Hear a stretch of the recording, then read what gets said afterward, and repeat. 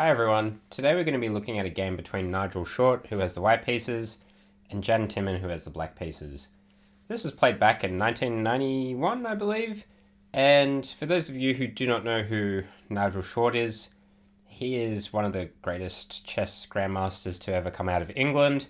In fact, I believe he's the only English chess grandmaster to challenge for the World Championship. So, very exciting game we've got on our hands.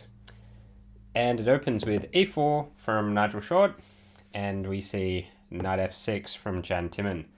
And this is the Alpine defense, so black is really just goading white to push the pawn forward, as happens, attacking the knight, which now moves into the center in d5. So white has extra space here, but in exchange, it's going to be easier for black to attack white's center because this pawn is further advanced here.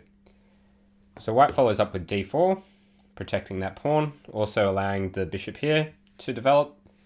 And now we see d6, so black immediately starts trying to dismantle this this center formation.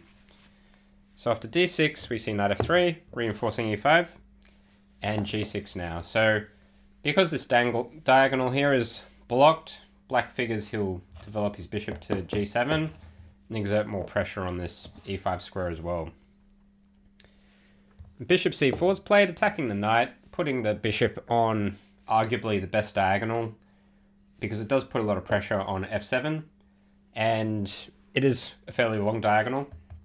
So black steps back, attacking the bishop at the same time, and the white bishop simply positions itself in b3, where it can keep an eye on f7. After bishop g7, pressuring e5, we see queen e2. So white's just reinforcing this pawn, also eliminating the possibility of a potential queen trade.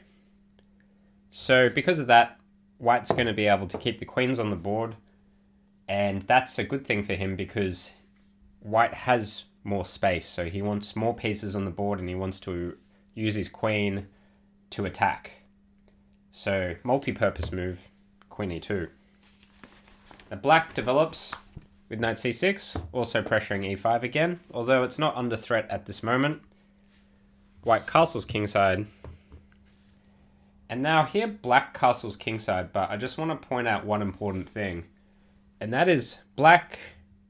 You may be wondering why black didn't play bishop g4 here, because after all, that would pin this knight and attack this knight at the same time. So this sort of thing would be more feasible because of the pin. However, there is an important tactic here in the position which prevents black from playing the immediate bishop g4, and that's bishop takes f7.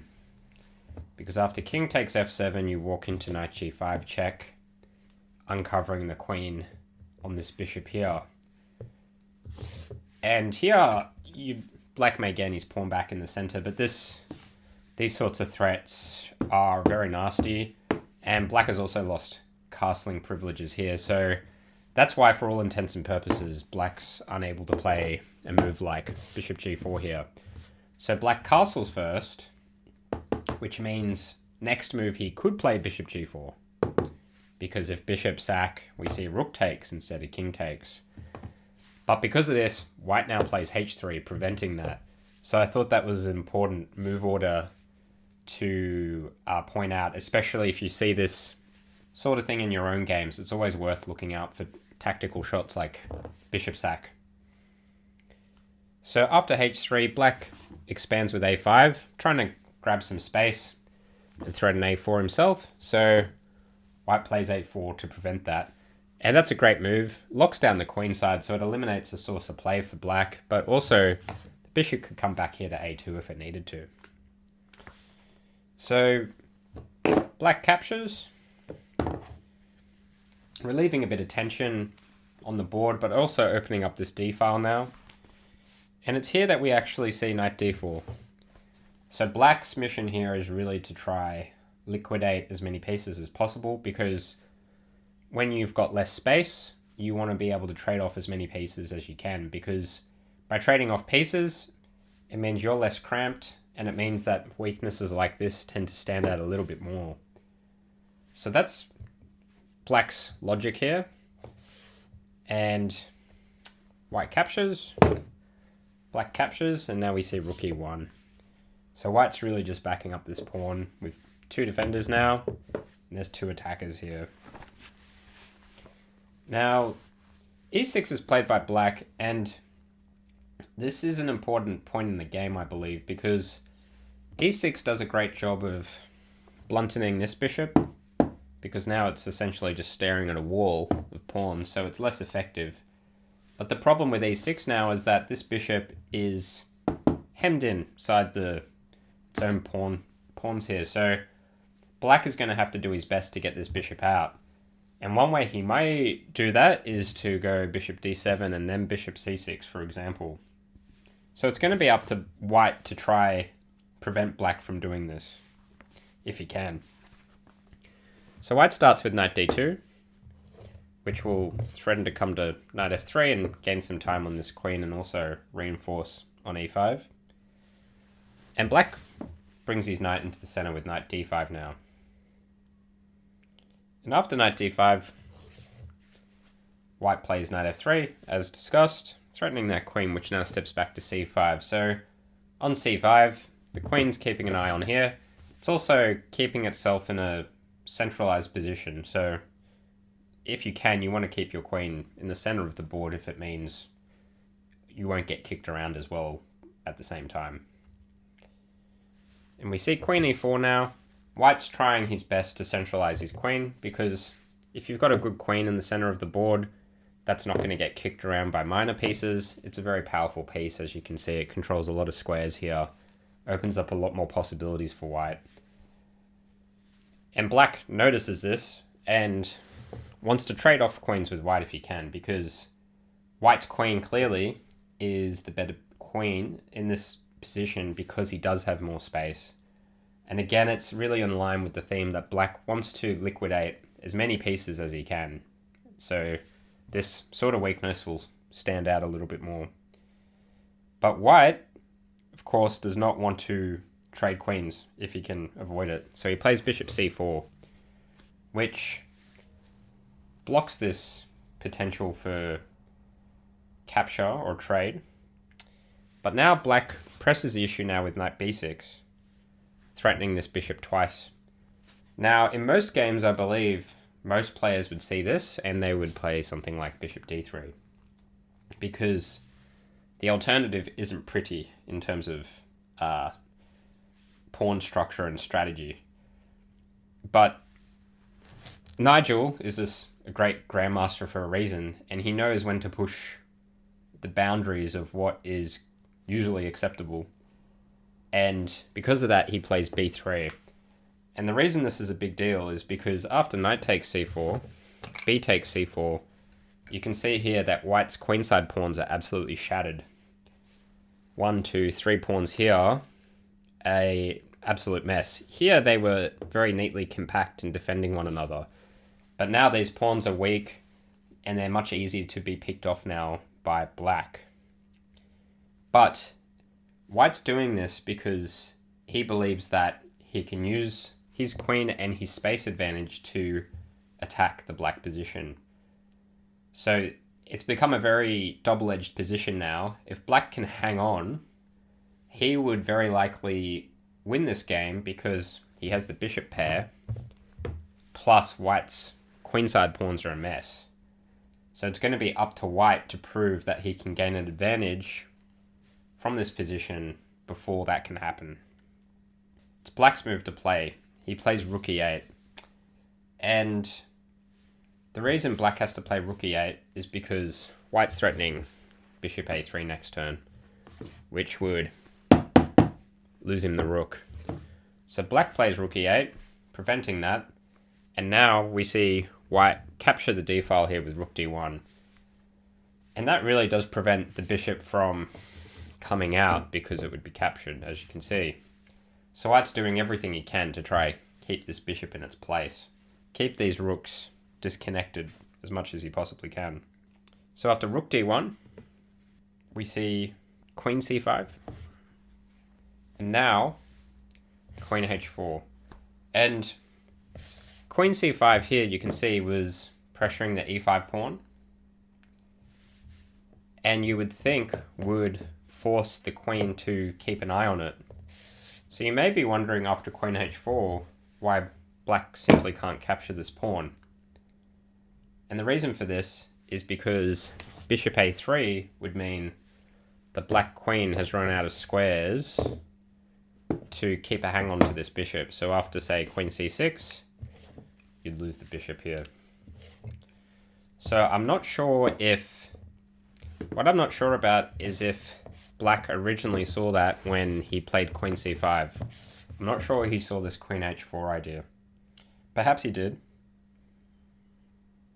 But nonetheless, it was a good maneuver for black because after queen h4 we see b6 and we start to see the logic behind black bringing his queen back.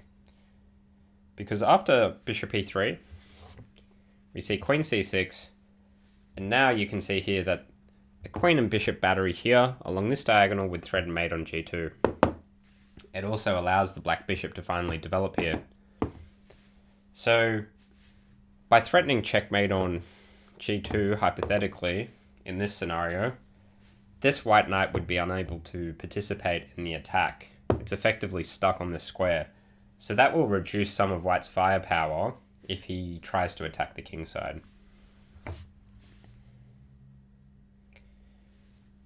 So white tries to trade off the dark square bishop. Black refuses. This is a very common thing you'll see, where black won't want to trade off. That would just help white's cause, and he'll simply step back as well, just to keep the bishop alive for these key dark square weaknesses. But now we see rook d8, and queen h4 turns out to be a very multi-purpose move, as you can see, because not only was it covering squares on the king side here, it was also covering the d8 square, which allowed the white rook to enter this position. Of course, capturing like this is completely out of the question, because that would just be mate. So instead of doing that, of course, black develops his bishop b7, finally connecting his rooks and creating a bishop-queen battery here. But white just ignores that, plays rook a d1, supporting this rook here on d8. And because of this weakness, black decides, you know what, maybe it is a better idea that we do trade bishops. So black comes back to bishop g7 after all. But now rook a d7's played, and you can see here that now this white rook has gone from pressuring the back rank here to pressuring f7. And rook f8's played in the game, but Timman was actually considering a move like queen e4 to try swap queens here. But the problem is that it does run into rook takes f7 again, a very familiar tactic here when you've got a weak f7 pawn. Because after king takes, there's the possibility of this fork here. And of course, if you traded queens instead, white would just win the piece and then collect the queen. So you can't have that happen either.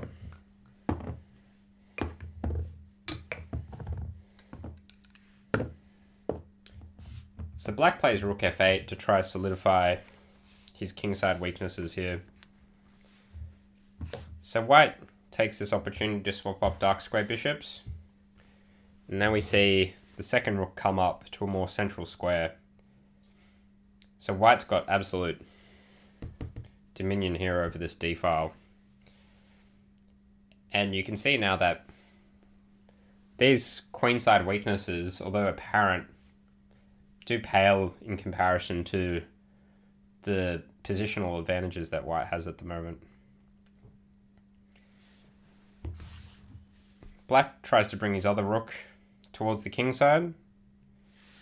We see queen f6 check, king g8.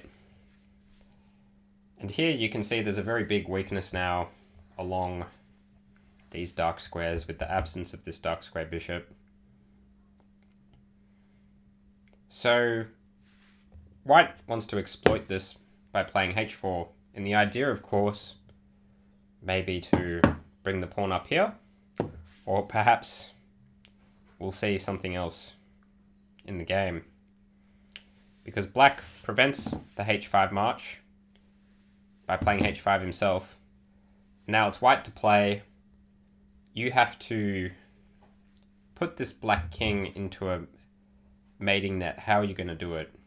Pause the game and try to think how white can checkmate the black king here. I'll give you a hint. It will take several moves, but once in motion, black will be powerless to stop it. So have a think and pause the game. Okay, if you saw this combination, very well done. The move is king h2. And at first this may look a little odd. However, you'll notice that the white king here has a passage to the king side. And there's not a lot black can do to stop the white king coming to h6. And then finally the queen delivering checkmate here on g7. So at the moment, black's powerless to do anything about this. He fumbles around here with rook c8. White continues. King goes up the board, threatening the rook here with bishop c8, but white ignores it. And it's here that Timman threw in the towel and resigned the game.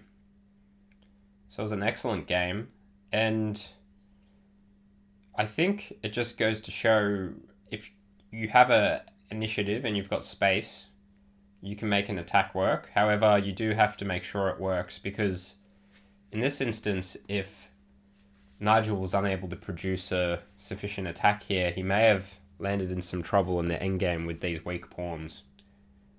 So it's a very double-edged game, but it's an excellent demonstration of something that's called the king march here, where the king will march up the board and help deliver mate. So don't forget your king is a piece too, okay, in the right conditions. Although replicating this sort of position may be hard to do. But that's the game. I thought you guys would find that fascinating to witness, and I hope you guys learnt something from it. And until next time, see you guys. Bye.